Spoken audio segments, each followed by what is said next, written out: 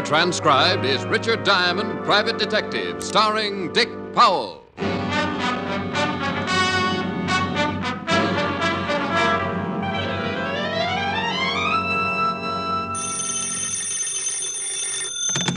I'm Detective Agency, the Ham and Mayhem.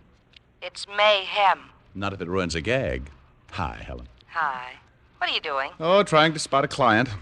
I've done everything to get somebody up here. Set traps, hung out of the window by my toes. Nothing. Oh, is it that bad, Rick? Has been for a week.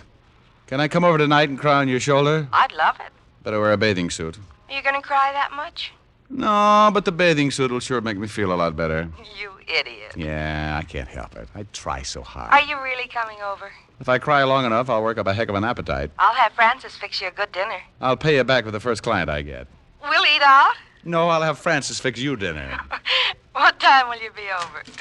Mr. Diamond? Rick? Shh. I think I've spotted one. Client? I'm afraid to ask. I might scare him away. Are you Richard Diamond, the private detective? Are you interested in hiring him? I certainly am. Rick? We just made a score, baby. I'll see you tonight. Oh, wonderful. Bye. Well, come in, sir. Come in. No sense in standing in a draft. Might catch pneumonia before we get around to my fee. My name is John Alistair. Well, sit down, Mr. Alistair. Pull up a wallet. Chair. Thank you. Now, what can I do for you? Quite a lot, I hope. 2 days ago, I made arrangements for my own assassination. Huh? It's really very simple. Well, so am I sometimes. Maybe you better be a little bit more specific. Well, I was bankrupt, in danger of going to prison. I have a family, a wife and 2 children. And an insurance policy. That's right. If I was to be killed, my family would be well taken care of. You said you were in danger of going to prison.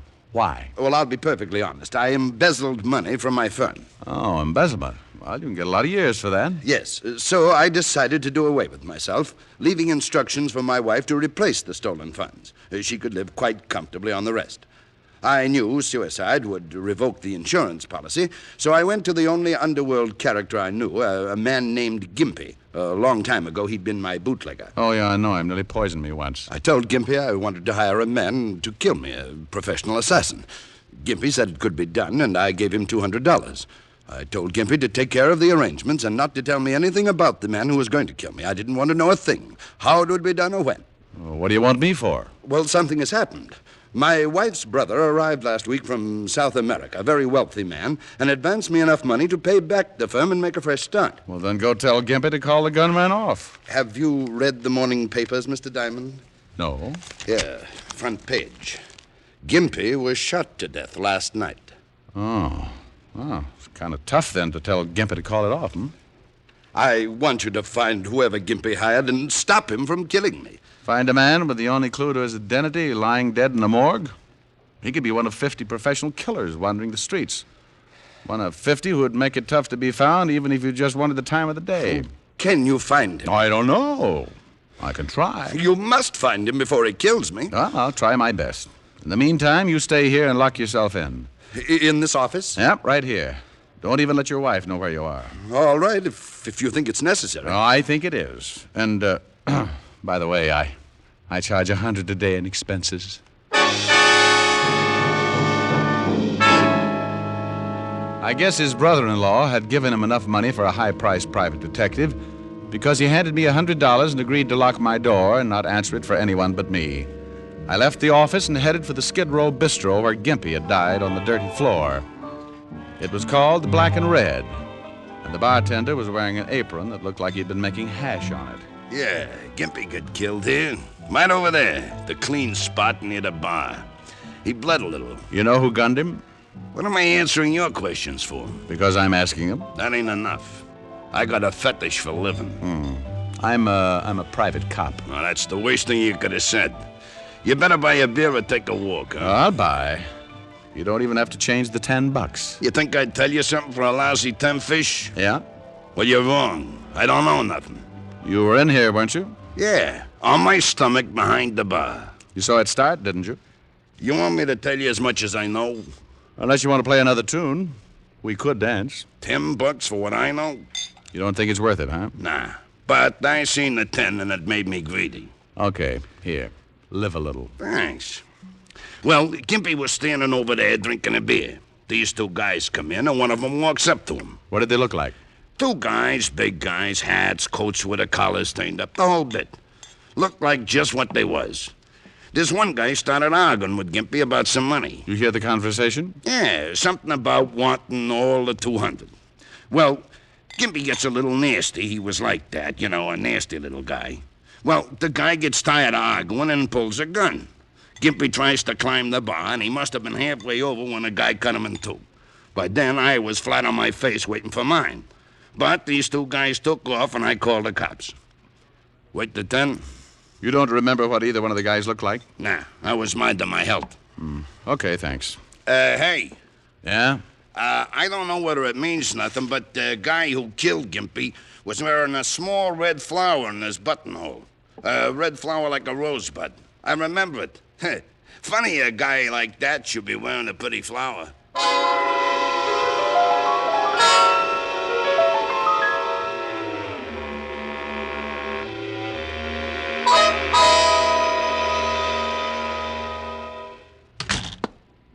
What do you want? Why, Sergeant Otis, you've been taking your ugly pills again. Can't you ever do anything without the department's help? I thought you were supposed to be a big, smart private detective. Well, we all make mistakes. I thought you were supposed to be a gorilla. Oh, you did, huh? Yeah, but gorillas get bigger. Oh.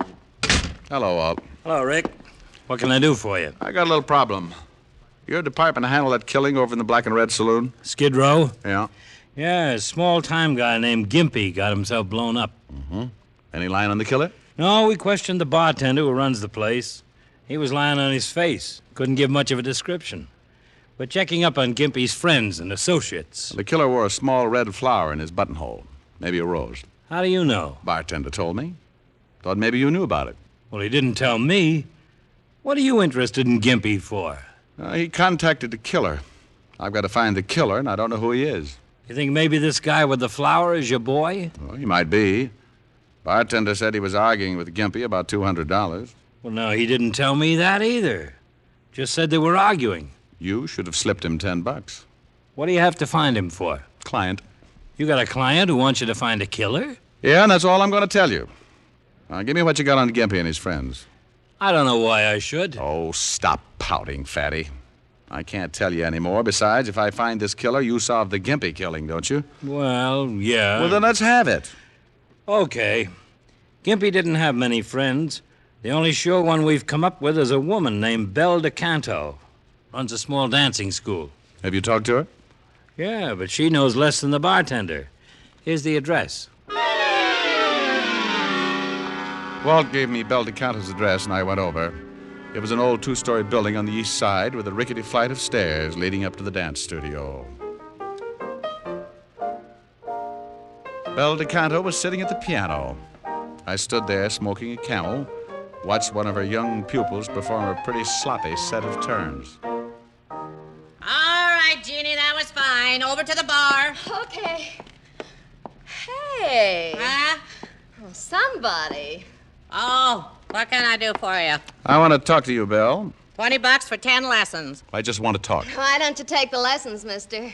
Gives you grace and balance. I look a little silly in tights, dear. Go do your exercises, Jeannie. Okay, but I still think you look great in tights, mister. We could do Swan Lake and things. I bet we could. Talk him into it, Belle. He's real cute. What do you want to talk about? Gimpy, You a cop? private cop. I entertained the whole 5th precinct all morning. I'm looking for the guy who killed Gimpy. I told the cops all I know. I don't know who killed Gimpy. Back straight, honey. Okay. I can't help you, mister. You know a man who wears a red flower in his buttonhole? Huh? Do you know a man who wears a red... I'm busy, mister. I got a lesson. Look, Belle. I don't know nothing. Now beat it. Maybe if I bought a course of lessons. I'm full out. Now get out of here. I told you to keep your back straight. Okay, I'm keeping it. Belle. You gonna get out of here, or do I call the law? Oh, Belle, what you throwing him out for? You shut up and keep your back straight. Listen, I'm paying good money around here. Get out now, mister. Okay. What you climbing on me for, huh? So what are you yelling? You get up there and do your bit, or I'll bust this cane over your skull. You'll do what? I told your old lady I'd teach you how to dance, and I will if I have to cripple you trying. You don't yell at me like that. Bye, you lovely people. Bye, honey. You don't yell at me. I paid my money. Who do you think you are? Who? Get up on that bar! Drop dead.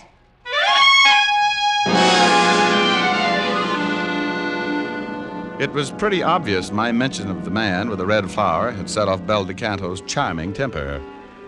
And it was even more obvious that to Belle, the man with the red flower spelled some kind of trouble. The third and most obvious point was that I wouldn't get anything out of Belle even if I dropped her in a pit full of enraged mice. I started down the steps of the dance studio, heading for the street, and I stopped cold. Something on the third step set off little bells in the space in my head reserved for danger.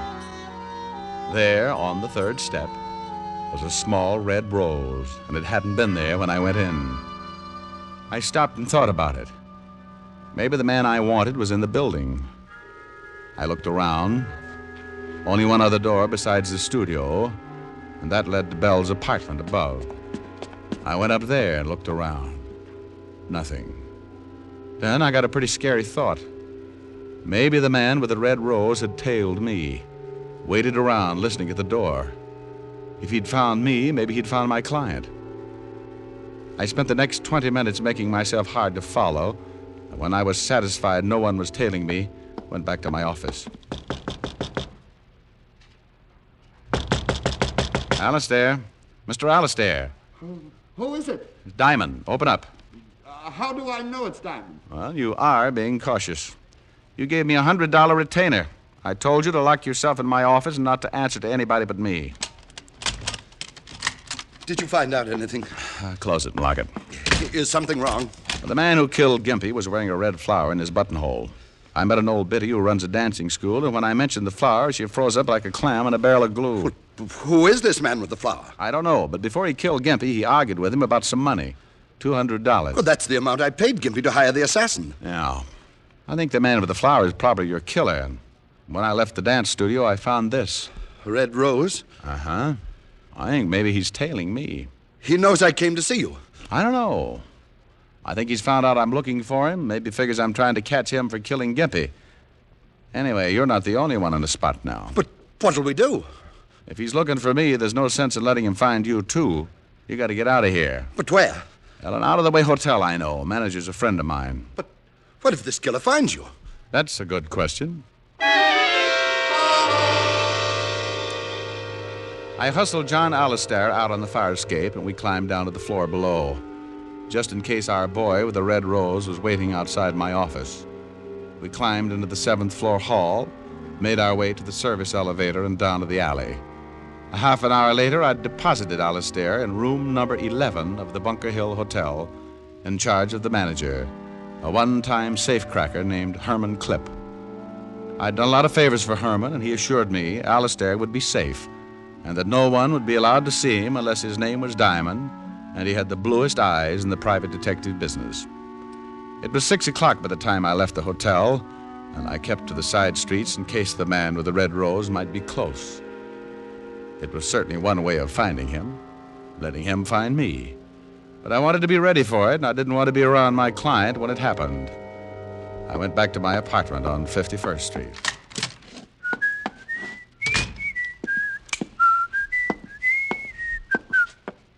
Hello, chum. I've been waiting for you. Oh, that's nice. Lonesome? For a while. You had that nice big gun to keep you company. Sure. You forgot to wear your rose. You got the wrong boy, Diamond. Drago's busy. Drago? Name won't do you any good. I'm going to kill you. Drago's the boy with the red rose? Turn on the radio. You were the guy with him in the bar when he killed Gimpy. That's right. Turn on the radio. Okay. Look, tell Drago he doesn't have to kill John Alistair. Alistair says to call it off. The radio. Oh, sure. Will you tell him? See, I tell him. But I don't think it's going to do any good. You see, he knows Alistair talked to you. We know you've been trying to find him. And we don't want anybody who can pin Gimpy's killing on us. I didn't tell Alistair anything. Sure. Where you got him hidden out, huh? We find out. Drago should have knocked off Gimpy like that, but he gets excited. Like running out of the bar before he knocked off the bartender. If we had knocked off the bartender right then, he couldn't have told you nothing. What about the bartender? He's in the river. Turn the radio up. I turned the radio up slowly, my mind working triple time.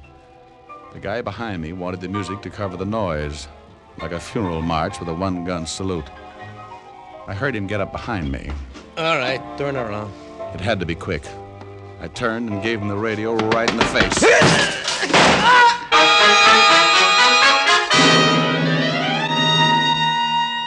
I had twisted his gun right into his stomach.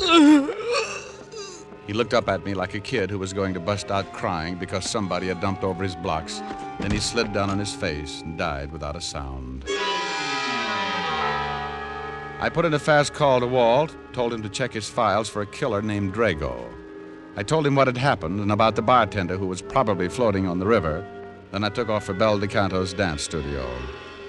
The man I'd just killed had said Drago wasn't going to leave anyone around who might pin the Gimpy killing on him.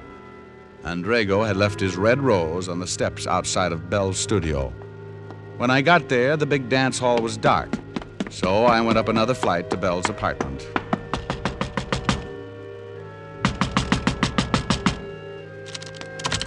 Well, here goes.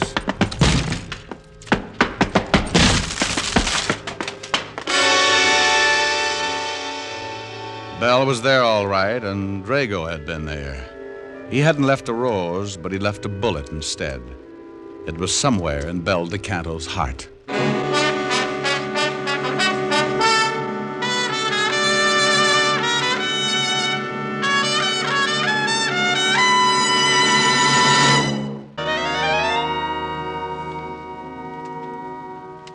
Well, here's all the information, Rick. The only man we got on file named Drago is a well-known hood named Tommy Drago. 7 arrests, 2 convictions, assault and armed robbery. Can you find him all? Well, I put out an APB. Maybe we'll pick him up. You find the bartender? They're dragging the river now. The guy in your apartment has been identified as Giulio Basadi. Arrested once with Drago. Supposed to work together. Yeah.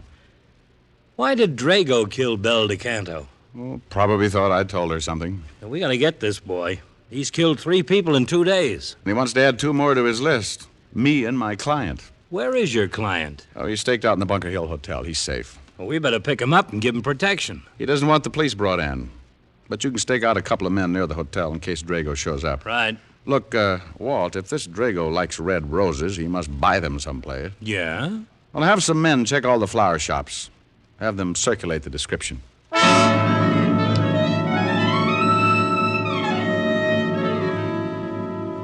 For the rest of the day and into the evening, the entire precinct turned out to look for Drago.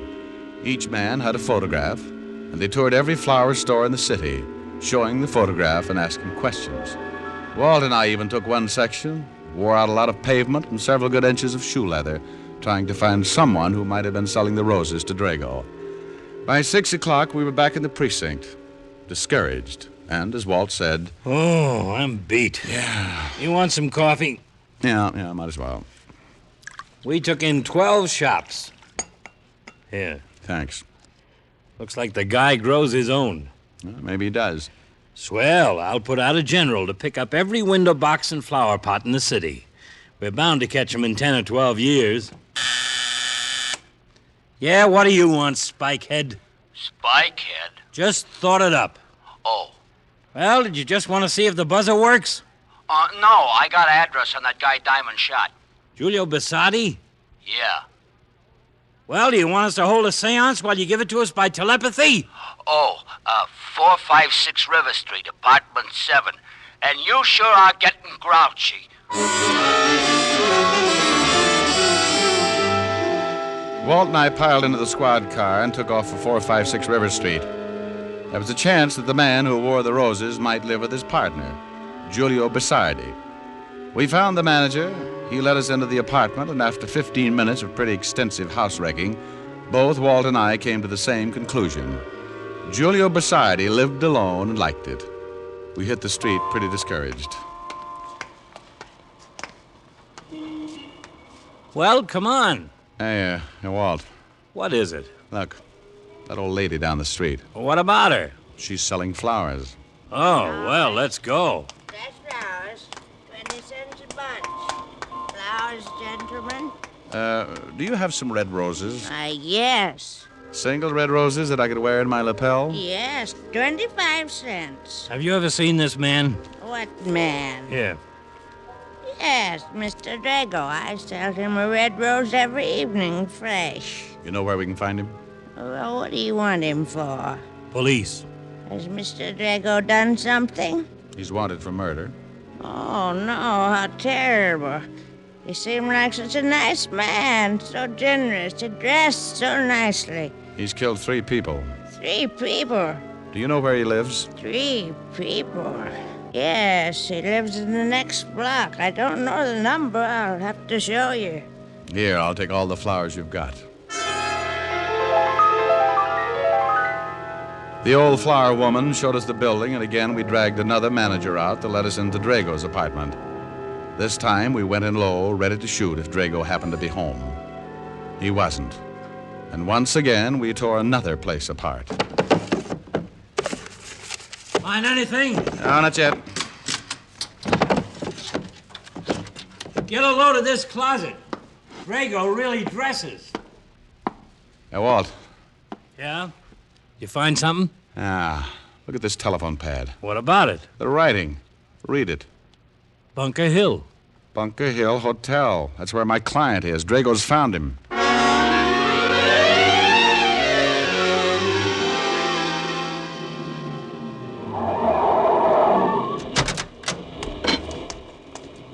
Walt, go check for the men you got staked out and see if they spotted Drago going in.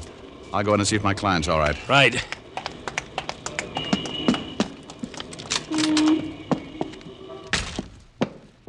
Herman. Herman. Oh. Rick? Over here, Walt. Herman is out cold. Herman? Yeah, the manager. Oh, he looks pretty bad. Yeah, he's really out. Drago? Your men see anybody? No, but he could have slipped in. Now, let's get up to my client.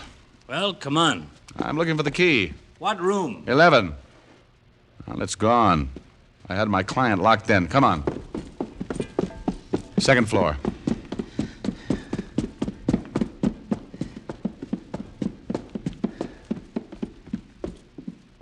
Here it is.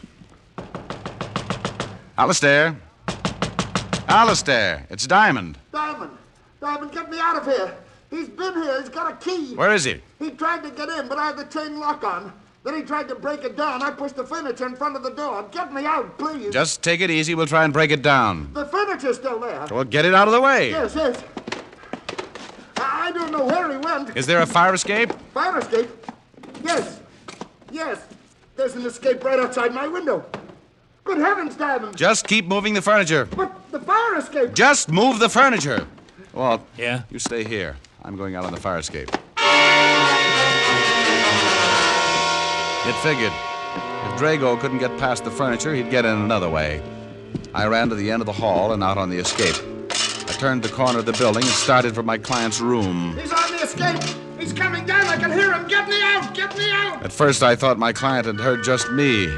But then I saw him climbing down from the floor above, a gun in his hand, the polished barrel shining in the moonlight. As he reached the window, Alistair went crazy. He's outside the window. No, please. I leaned against the building and steadied my arm just as he broke the window. No.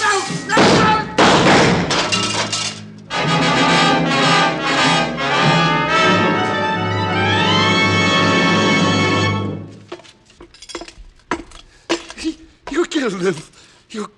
You killed him. Yeah. Funny. What, Miss Diamond? Shot him right through his red rose.